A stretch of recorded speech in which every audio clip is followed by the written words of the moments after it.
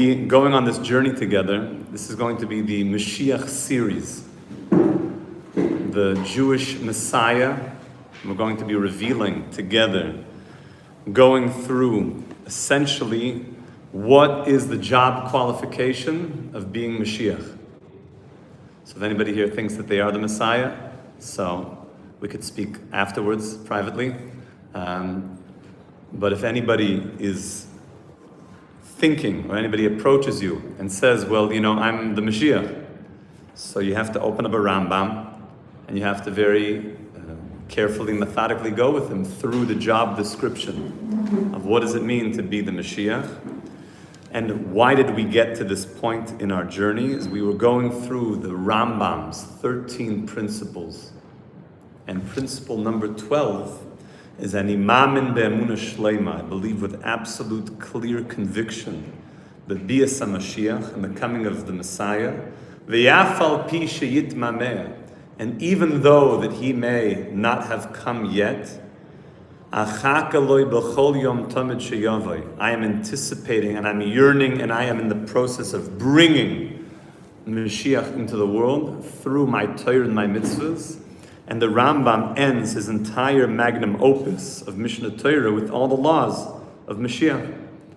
And therefore it's important to know that we are on this journey here, understanding that there will be a Messianic unfolding, and there will be tremendous peace that will come to the world, that will be for all humanity, and that great days are coming.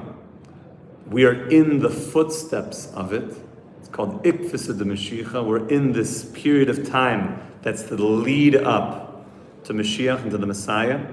And it's important to know what are the job qualifications to be the Messiah.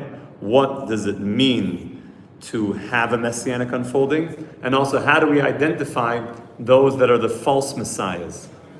Who have been those false Messiahs over the years? And how do we ensure not to get caught up in the Messianic fervor of a false Messiah, and ensure that we're going with a clear, guided approach to Mashiach? Any questions so far, my dear brothers? And we welcome our friends from around the world. Always wonderful to have in this global Bible studies group to share with us where you're learning with us today. And we're so happy to have you with us as we're going through the real topics of the Jewish Messiah. Any questions thus far, my dear brothers? Jeremy's always got good stuff. What are some of the prophecies that will happen that we will know Mashiach? Oh, so that is exactly what we're going to be going through in this year. This is called the Mashiach series. We're going to be going through what are the signs, what are the prophecies of Mashiach, who is the Jewish Messiah, and we're going to speak all of that out. Yes, brother, what's your name? I'm Guy. Guy, yes, thank you. I know. Don't worry, I appreciate it. Welcome, Usher. Speak it out, Guy. The stuff on your heart. Speak it out. I was trying to word it, but I don't know the general premise of the Messiah and why why would a Messiah come down like a human form, and what is that? You're born naturally, and then you what I mean? I don't know the whole just the basis. Good thing that we're here together. This is the topic that we will be going into in depth, is the entire reality of a Messianic unfolding, what that means, who Mashiach is and who he's not. And we're going to see that Mashiach coming is a core tenet of Jewish belief. Core. It's one of the 13 core tenets of being a Jew. If anybody decides that they want to become a Jew, let's say somebody would pull up and say, yo, Rabbi, I want to join the club. So what would they have to do? Essentially, if we distill down, if somebody wants to become a Jew, it's really coming into contact and to deep connection with these 13 principles. The first of which is believing in God. The 12th of which is the coming of Mashiach. And knowing that that's fundamental to Jewish belief. By the way, the 13th of which is the resurrection of the dead. Fundamental core Jewish belief. So we've been learning this series of shiurim over the last year. We're up to number 12. For many people, this is where it gets the juiciest, because they like knowing about Mashiach and about the Messianic unfolding. The 13th will be the resurrection of the dead. But now we began number 12. So it's a tremendous time for us, and there's going to be a lot of opportunity during our 3 o'clock experience together to ask questions, to share, to feel into this topic. And we're going to go through it methodically. And we are so happy that our friends are joining us around the world. Please feel free to ask questions on the topic, and we'll do our best to address everything. Yes, Jim? Quick question. Like when Mashiach comes, like will we know that the Mashiach's come like the minute they're born? Like will we know that the Mashiach's around, or will they take? It says in every generation that there's a potential Mashiach. He's like a sleeper cell. He just has to be activated. Meaning to say that he has all the makings of Mashiach. We're going to learn that there's what's called the category of Chezkas Mashiach. Chezkas Mashiach means he has everything going for him that he can be Mashiach. And we'll see, one of the job qualifications, you have to be from the lineage of King David. You have to be from the Davidic line. Another qualification is you have to be a God-fearing person. One of the signs that Shabbatai Tzvi Mak Shemo, one of the false messiahs, was that this was a person who was a sinful human being. And there were many signs that completely removed him from being Mashiach. He was a self-proclaimed Mashiach, and he was one of the most devastational forces to affect the world. And all the Shabbatai Tzvian movements and Frankist movements that came out of that, which were so destructive and evil. And therefore, you might find many impressive, charismatic, Kabbalistic. Shabbatai Tzvi was a big Kabbalist, but he was so rotten on the inside. And therefore, to be in the running, you have to be a very righteous person, a loving person. That's going to be, we're going to see Chezkas Mashiach.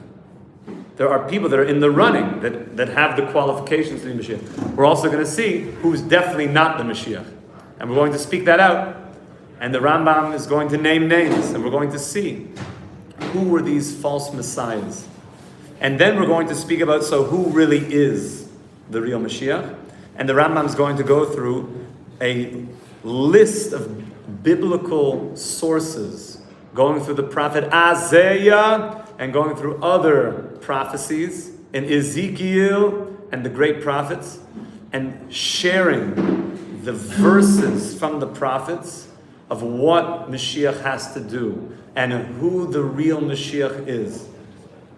So you should know this is such an exciting topic to go into. I feel it's something that it's so on the minds of people, and that it's on like the heart, that people feel like there's a redemption that's coming. And this topic is a very big topic for people to think about. We're also going to learn about how the world was moved out of paganism and was moved through Christianity and through Islam, and was set a stage for Mashiach to come. We're going to learn the Rambam's approach to understanding how the world has been set and primed for Mashiach. That people have gone from pagan ideology to even thinking about a redeeming person. We're going to learn, though, that it's exactly that, a redeeming person. But that the person is a human being. The person is not God. The person can never be God. God is infinite. A person is finite. So we're going to learn about how, however, those movements that have helped pave the way for Mashiach to come. And we're going to speak about that. So this is all in the introduction to what will happen in the build-up to Mashiach. We're going to speak about how there is what's called the Milchama of Gog and Magog, the war of Gog and Magog, and we hope that already happened. We don't have to go through any more war. We are not into war. We would like peace. And how that, though, is a preparation for certain events that will then lead to the time of Mashiach coming. And we're going to be going over all these topics. We're going to speak about what the era of Mashiach will look like from the prophets. that it'll be a time that the world will be filled with connection to God. Could you imagine all of Twitter only talking about God? I'm sure that's happening right now. And everybody actually working together, and every single comment from all of our friends around the world being positive and actually helping to bring about goodness in the world. Could you imagine such a reality coming? So part of the Messianic unfolding is understand that we're all going to work together.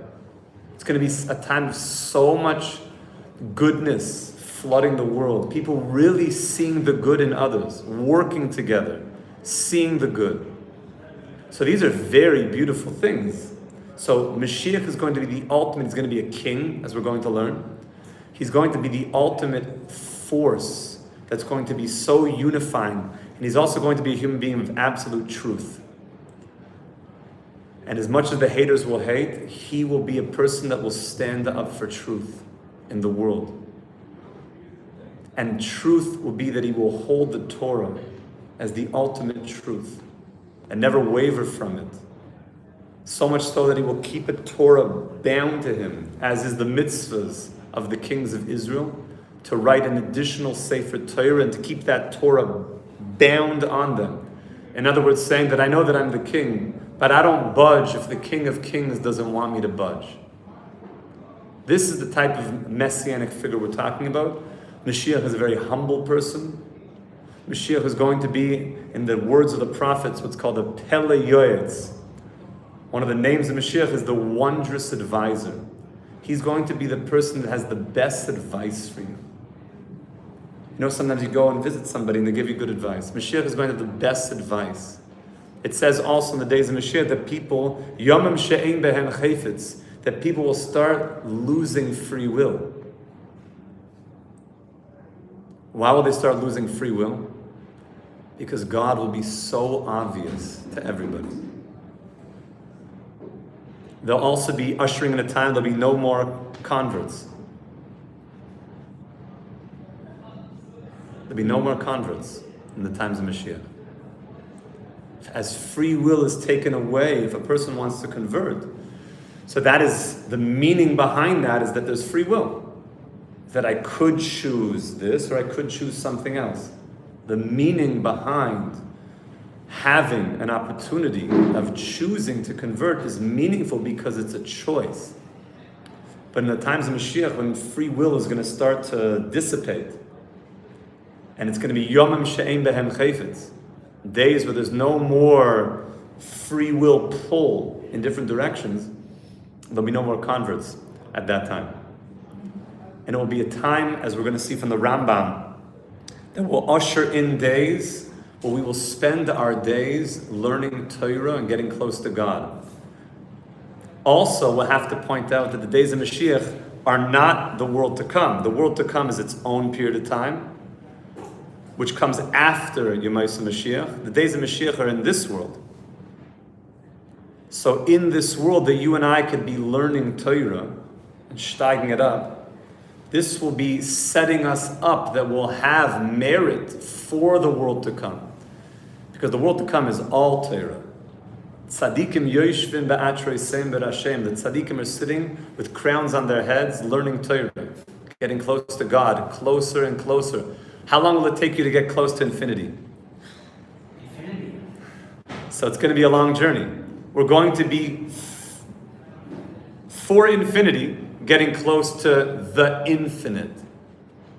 There's a difference between infinity and the infinite. God is the infinite one.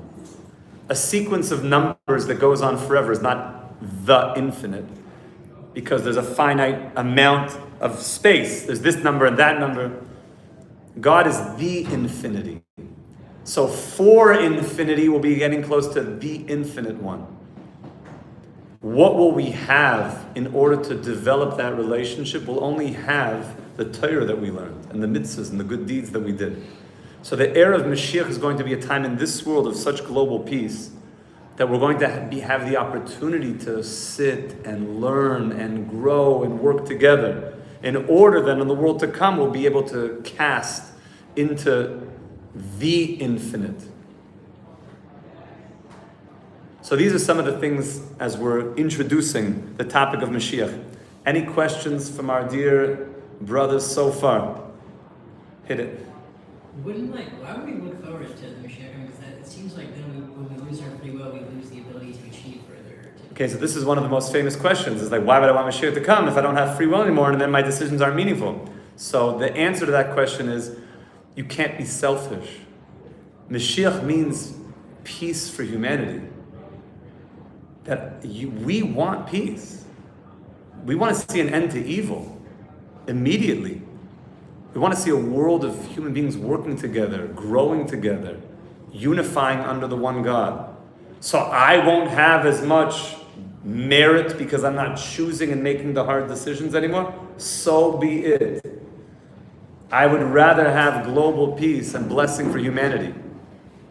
And that should be the approach that a person starts thinking about is, you're right, we will start losing our free will, but that's better to have global peace than I'll get more reward for my actions. But in a certain way, yeah, you have to buy the dip. Now is the time when things are not easy. Now is the time to really use these days where you do have chayfetz for other things, and there's other motivating pulls. And it's easy to say, you know what, I can close the Gemara early, and why don't I just watch another episode of Netflix, and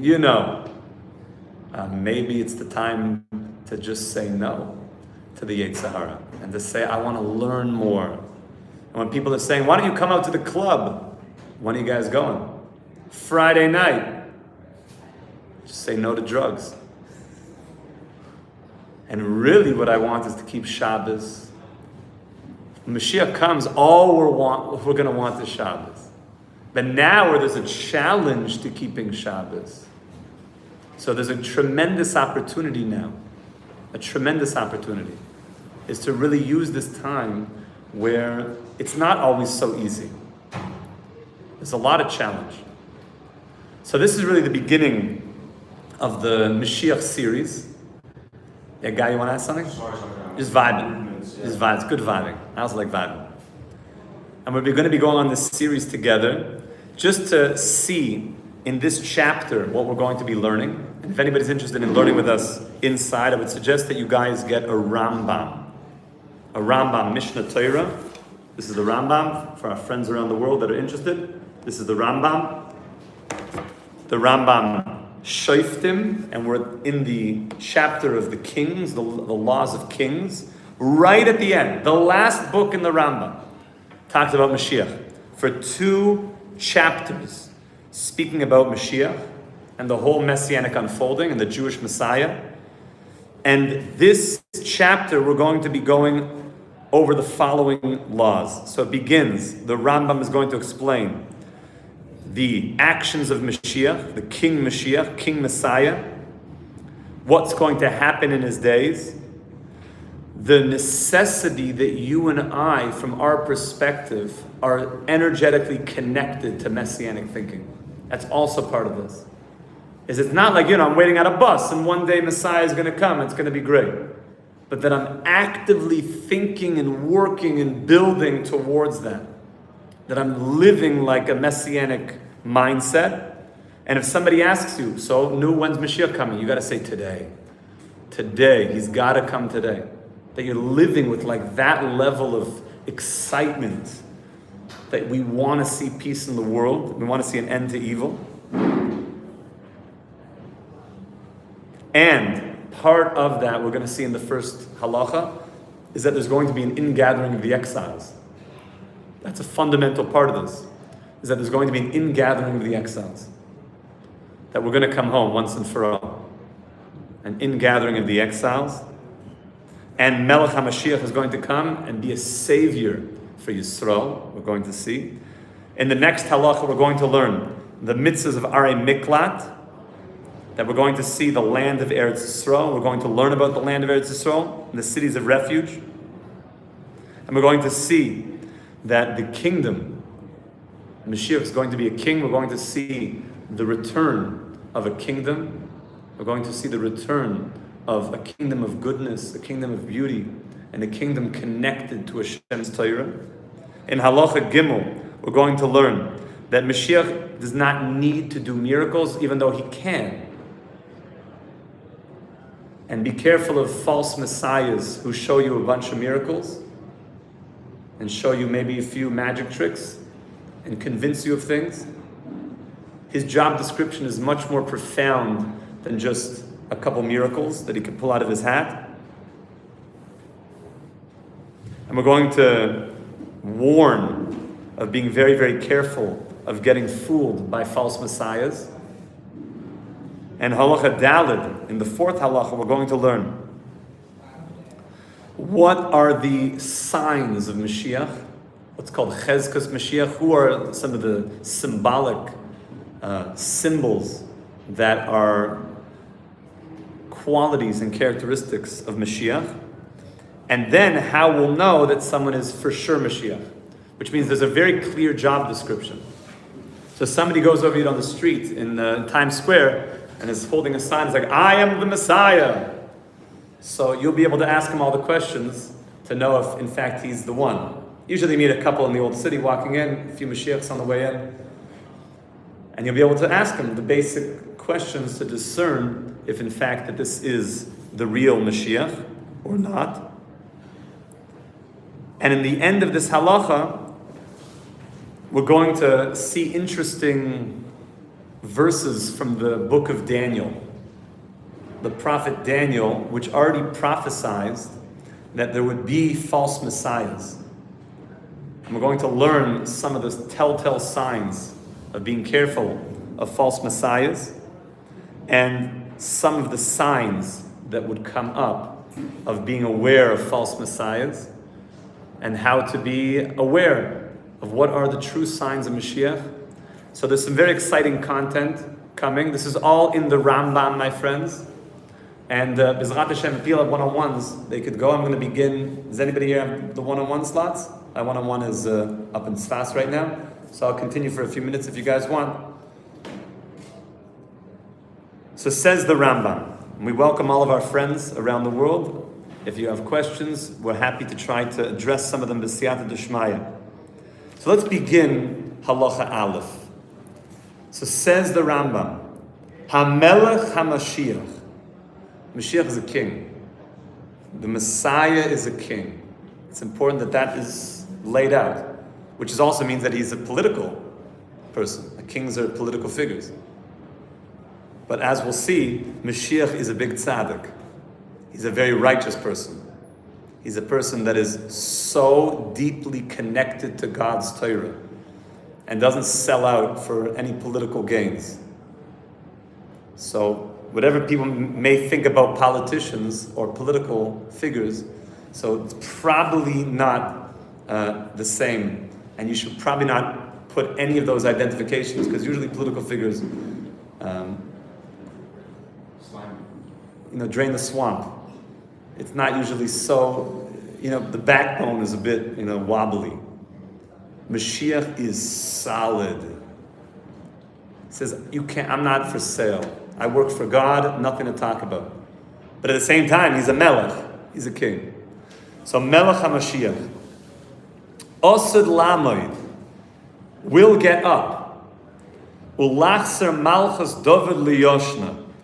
One of the qualifications that we see about the real Jewish Messiah is that he will bring back the kingdom of David. Yes, that is a fundamental part, is that just like King David, he was the Messianic figure and leader, David HaMelech, the great King David, and therefore anybody out there who really wants to understand what it means to be into Mashiach, you got to learn the Psalms, my friend. You have to learn the Psalms of King David. Very, very important. If you want to connect to Messianic reality, you have to connect to King David. Now, just to give you a bit of a picture of King David was in love with God. King David was probably the greatest Orthodox rabbi that ever lived. King David spent his entire life singing, fighting for God. But unlike the other kings, that they would boast about their military achievements, the Gemara teaches us that when King David would have to go to some of these meetings with kings, some of these G20 summits or whatever, And everybody's talking about, yeah, this military victory and this thing. King David is sitting on the side learning a Tosfos and saying, I'm not interested in what you guys are interested in. I just want to be connected to God. King David would wake up every night, he had a harp on his wall. And when the winds would blow in at midnight, it would blow through the harp, and he was woken up to the sweet sound of God playing the harp on his wall. And he would wake up at that point, Chatzos Laila Okum, and he would just sing to God the rest of the night. Even the first half of the night, the Gemara teaches that King David would sleep very, very little. It says he never wanted to sleep more than 20 minutes at a time. Because he sleep more than 20 minutes at a time, it brings death upon a person. So he took little cat naps the first half of the night, and then at midnight he mamish got up like a lion. And he said, God, I am here for you. He spent the night singing to God, learning Hashem's Torah. In the morning time, of course, he's the king. He was answering everybody's questions, paskening halachic shailas, latar ishal bala, helping husbands and wives have good marriages and helping to heal divisions in marriages. And King David just wanted to make sure that everybody was succeeding. And you could not budge him. He said, I work for God. So he was the Messianic figure, a warrior, poet, musician, a lover, the greatest Orthodox rabbi of all time, King David, David HaMelech, who, yes, believed in every single part of the Talmud for those that are interested. King David was a person connected to both the written Torah and the oral transmission that comes along with the written Torah, which is the Gemara, which has been passed down unbroken, a clear transmission, father to son, Rabbi to student, through all the millennia, living with this. And the Gemara says that wherever King David would pasken a halacha, halacha kamoisa b'kol mokum. He was the greatest posek. He was the greatest halachic authority. So King David was the ultimate Jew. And his energy, Mashiach will be the one to bring back the Davidic energy, will bring back the Davidic kingdom. He will establish Lahachser Malchus David Liyoshna. And what will he do? Lamemshala Harishayna. He'll bring back the Davidic kingdom, as it was with King David and with Shlomo HaMelech, with King Solomon, a person who will be this ultimate connector. That all that King David and King Solomon were all about was just celebrating a connection with God. That was the ultimate mission of King David and King Solomon. And therefore he will be, number one, of their progeny, and he will also be deeply connected to their messages. And if anybody out there wants to know what is the real message of King David and King Solomon, not what sometimes people write online, but you want to know who King David and King Solomon are? It's interesting, people post all sorts of interesting things about what they think Solomon was into, what they think that King David was into. But most of those people have never actually read the books of King David and King Solomon. So I would really suggest learn, if you want to know King David, you need to learn the Psalms of David. You need to learn the Tehillim. Learn them well. There's 150, and learn them well. They're very deep. And if anybody wants to really understand Shlomo HaMelech, King Solomon, who Solomon is, what Shlomo HaMelech's temple really is, you need to learn his Torahs. You need to learn Shir HaShirim, the Song of Songs. And don't learn it in English. Learn it in Hebrew. Learn it in the words that he wrote. Learn Koheles. Don't learn Ecclesiastes. Learn Koheles in Hebrew. You want to know what King Solomon is all about? Learn Mishlei, the Proverbs, in Hebrew with Rashi. We're going to do a project of learning Proverbs together, which is a very big project. Learn Mishlei with the Vilna Gaon, with the Gra. then you're really going to encounter a world of who King Solomon, who Shlomo Melech really is. So that's very, very fundamental. Is what is the Messianic vision? It's really awakening everything that Koheles is, everything that Shir Hashirim is, everything that the Psalms are, everything that the Proverbs are, to really be big enough to say, you know what? Instead of me commenting on King Solomon without learning his works, let me go into his works. And that's what King David is going to do. That's what Shlomo HaMelech is going to do. He's going to awaken. Mashiach Tzidkenu is going to awaken the world of King David and King Solomon. A tremendous connection back to Shir Hashirim, the Song of Songs, the greatest love song ever written between God and Am Yisrael, between a husband and wife. And to learn Mishlei, to learn this tremendous Proverbs, the wisdom of Shlomo HaMelech, was the Chacham Mikol Adam, the wisest man that ever lived. So Mashiach is going to be someone that's going to reestablish these kingdoms, and somebody that if you would meet them, they will be filled with the wisdom of David and Shlomo. And if you want to get a feeling of what that wisdom is, then open up the Proverbs, open up Koheles, open up Tehillim, and see the words of King David. What else will Mashiach do? Boine HaMikdash, and he'll build the Beis HaMikdash. Umekabetz Nidchei Yisrael, and he will be the one that will bring back the exiles. That we've been so long in exile.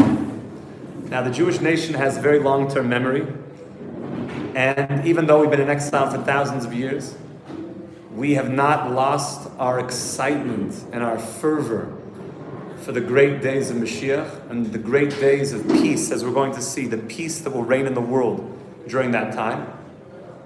And therefore to be aware that the ingathering of the exiles, those that have fallen so far, that have gone to the farthest reaches of the world, that have fallen away from Torah and mitzvahs, people that have lost touch with what it means to be connected. So Mashiach will have this power to just draw everybody back, to draw them home. And even if they got lost on the ends of the earth, B'ktsei hashamayim, like the Torah says, and even if you feel like you're literally hanging off Mars, you're so far. You hopped on a rocket ship with Elon, and you guys just catapulted somewhere, and you say, I don't got Shabbos, I don't have tefillin, I don't have tzitzis, I'm escaping everything. So Mashiach says, I'm going to find you up over there by Pluto, and we're going to bring you back. Now obviously I'm not talking about a physical. A person could be sitting in the middle of the most lit up, God-conscious place, but if his heart is somewhere else, he's also in Pluto. And Mashiach will have this ability to bring people home, bring them home from the six, bring us home from Baptist and Shepherd, bring us home. We'll have this ability to spiritually unify once again. That as we've gone and all these sparks have gone around the world, Mashiach will have this power of lekabetz nidchei Yisrael, to bring back the sparks and reunify people. That's going to be a major part. So if some guy's jumping up and down on the streets in Times Square, so you say, then what? Have you established the kingdom of David yet? Have you brought all the exiles back yet? So why are you self-proclaiming to be Mashiach? There's a job description here. So Rabbi say we should be Zoicha. Zoicha means we should have the great merit. This is the beginning of this journey that we're going on together. We're in the Mashiach series now, as we're going through these halachas together. And there's going to be an opportunity to share and to ask. And everybody who's with us in person, please feel free, if there's questions and things that come up, that we can address them. And for our dear friends around the world, we invite you to share with us feelings, thoughts, and know that this is what's happening. Mashiach is coming. And there's an opportunity to be part of this. And we invite our friends to be part of this. And with Hashem's help, we'll see great blessing for all of us. And we'll see that very, very soon we're going to see great peace in the world. And we'll see, Ki beisi beis tefillah yakar l'kol ha'amim. Like the Navi says, Isaiah, that my house will be a house of prayer for all the nations. That all the nations will come home once and for all. And we'll be able to serve the one God together. And we'll see great blessing for all of humanity. B'ezrat Hashem b'mher v'yameinu amen ve'amen. Have a wonderful day. Rabbi Isai Kol Tuv, thank you